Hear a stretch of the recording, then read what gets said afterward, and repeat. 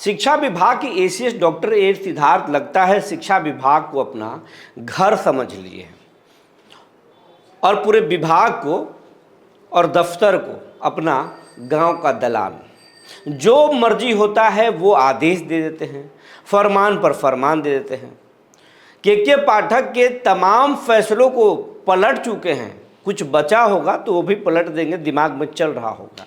लेकिन अब बात तो निकल कर ये आ रही है कि अब सिद्धार्थ के भी फैसले पलटने वाले हैं।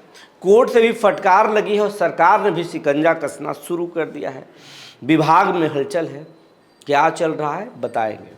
जी नमस्कार, मैं हूं विपुल कुमार और आप देख रहे हैं सूर्य विहार डिजिटल न्यूज़। अब हम बिहार के तमाम दर्शकों से ये अपील करना चाहेंगे, खास करके शिक्षकों से, शिक्षक साथियों से अपील करना चाहेंगे, ये आपका चैनल है, इस चैनल पर सबसे बड़ा हक आपका है। अब हम 97,000 परिवारों के चैनल होने वाले हैं। 3,000 अगर इस आंकड़े में जुड़ जाएंगे तो हम लाख के आंकड़े को छू लेंगे। और सिर्फ शिक्षक बिहार के 6 लाख हैं और 40 लाख लोग उनके परिवार से जुड़े हुए हैं। तो हम ये चाहते हैं कि आपका आशीर्वाद हमें मिले, जिस तरीके से मिल रहा है। जल्द से जल्द इस लाख के आंकड़े को आप पार कराएं, मिलियन तक का सफ़र तय कराएं। आम लोगों से भी गुजारिश है कि आप इस चैनल को अपना प्यार आशीर्वाद दें और चैनल को मिलियन तक का सफ़र तय कराएं। जल्द से जल्द लाख के आंकड़े को पार कराएं। अगर आप हम फेसबुक पर देखते हैं तो पेज को फॉलो करना ना भूलें। अब खबर आपको हम विस्तार से बताने जा रहे हैं। एसीएस सिद्धार्थ शिक्षा विभाग में लगातार प्रयोग कर रहे हैं। प्रयोगों के कई अच्छी तस्वीरें भी निकल कर आती हैं, लेकिन कुछ ऐसे भी फैसले हैं जिससे शिक्षा विभाग बेपटरी भी हुआ है। बेपटरी कहें तो कुछ ऐसे फैसले हुए हैं जिसके बाद सड़क पर कुछ लोग आ गए हैं। के पाठक ने वेंडर के थ्रू कई बहाली कर दिए। डीपीएम, बीपीएम और डाटा एंट्री ऑपरेटर कम बीआरपी मध्याह्न भोजन योजना में बहाल हुए थे। सबके लिए शिक्षा विभाग में जो अधिकारी थे, पाठक जी को छोड़ लीजिए, लेकिन उनके नीचे जो थे लगभग है, उन लोगों ने, साहबों ने अच्छी खासी मलाई भी ली थी और उसके बाद में बहाली हुआ था। कॉन्ट्रैक्ट पर बहाल होने वाले बीपीएम और डीपीएम को बड़े लग्जरी गाड़ी की सुविधा दी गई थी, मानो वो बीडीओ साहब हैं, सीओ साहब हैं, उस तरीके से उनको सुविधाएं दी गई थी। यानी शिक्षा विभाग में जिस तरीके से डीपीओ को जो सुविधाएं मिलती है उस लेवल की सुविधा मिली थी।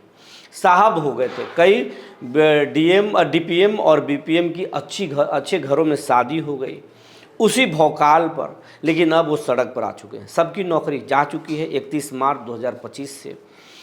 तो ये एक महत्वपूर्ण फैसला था। दूसरा कि जो ट्रांसफ़र पोस्टिंग में जो शुरुआती दौर में जो ऑप्शन लिए थे, उस ऑप्शन का भी धज्जी उड़ गया। नियमावली कुछ कहता है, विज्ञापन कुछ कहता है, चिट्ठी कुछ कहता है, इस तरीके से हुआ। फिर वो नियमावली भी रद्द हुआ, कोर्ट से झटका लगा, तो फिर एक नई दरवाज़ा खोला गया जिसके तहत अभी ट्रांसफ़र पोस्टिंग हो रहा है। लेकिन हेडमास्टर की पोस्टिंगों के लेकर के उसमें भी ऑप्शन लिए गए थे, लेकिन उसमें कोई गाइडलाइन जारी नहीं हुआ था। उसमें ऑप्शन लिए गए थे मेरिट के आधार पर, उसका भी तकनीकी एरर हुआ है। इसी बात से खफा कुछ अभ्यर्थी हेडमास्टरों ने जाकर हाई कोर्ट में रीट दायर कर दिया। उसी मामले में हाई कोर्ट ने सुनवाई करते हुए सरकारी वकील को खूब फजीहत की, फटकार लगाया, जिसके बाद में हाई कोर्ट में जो है शिक्षा विभाग की खूब फजीहत हुई। सर मिलॉर्ड की खूब बातें कही गई और मुहलत लिया गया है। अब मुहलत, अगली जो सुनवाई होना है उस पर पूरी तैयारी करके अब एसीएस भेजेंगे और उनके लगभग फैसले पलटे जाएंगे। जब कोर्ट ने उन पर शिकंजा टाइट किया और उनसे पूछना शुरू किया कि ये आप कैसे किए हैं, तो फिर जवाब नहीं जुट रहा था। उनका जवाब ही गायब हो गया और जवाब जब गायब हुआ तो फिर ये बंगले झांकने लगे और बताने लगे कि गाइडलाइन नहीं है। तो फिर जिस लेटर से ये आदेश दिया गया था, जिस लेटर से इनका ये पोस्टिंग की बात कही गई, वो तमाम चीज़ों को कोर्ट ने मांगा है, तलब किया है। उसके बाद से शिक्षा विभाग में हड़कंप है। उसके साथ साथ जो TRE 1 का भी मामला कोर्ट में चल रहा है और उसमें जो है रोस्टर पॉइंट और महिला पुरुषों की जो बहाली में तकनीकी गड़बड़ी हुई है, उस मामले में भी फजीहत हुई है खूब कोर्ट से, और उस मामले में भी फैसले आ सकते हैं जिस पर इंतज़ार है। और अगर वो फैसले आए तो फिर हज़ारों महिला शिक्षकों की नौकरी पर तलवार लटक जाएगी, यानी उनकी नौकरी खतरे में पड़ जाएगी, नौकरी जा सकता है। लेकिन उस मामले में लीगल पॉइंट सरकार समझी हुई है और उसके लिए सुप्रीम कोर्ट तक भी सरकार जाएगी, ऐसी तैयारी है, ताकि उनको उनकी नौकरी पर आँच नहीं आए। लेकिन कुल मिला कर कई जो ऐसे बेफजूल बेमतलबी जो प्रयोग किए गए हैं, आदेश दिए गए हैं, वो आदेश अब सरकार पलटेगी, इसका भी रिव्यू हो रहा है।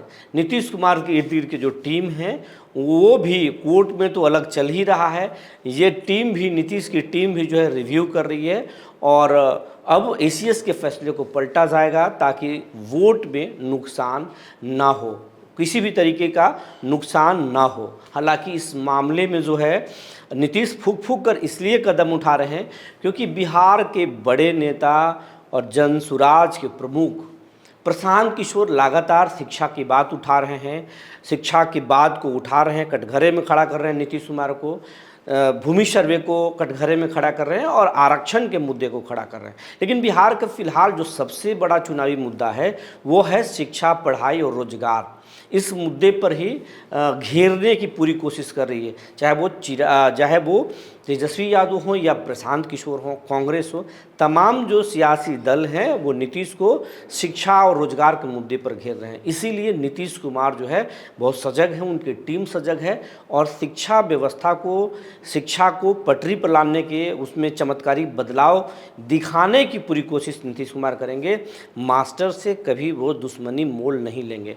तो जो कई फैसले ऐसे हैं जो पलटे जाएंगे, शिक्षकों के हित में फैसले लिए जाएंगे, बच्चों के हित में फैसले लिए जाएंगे।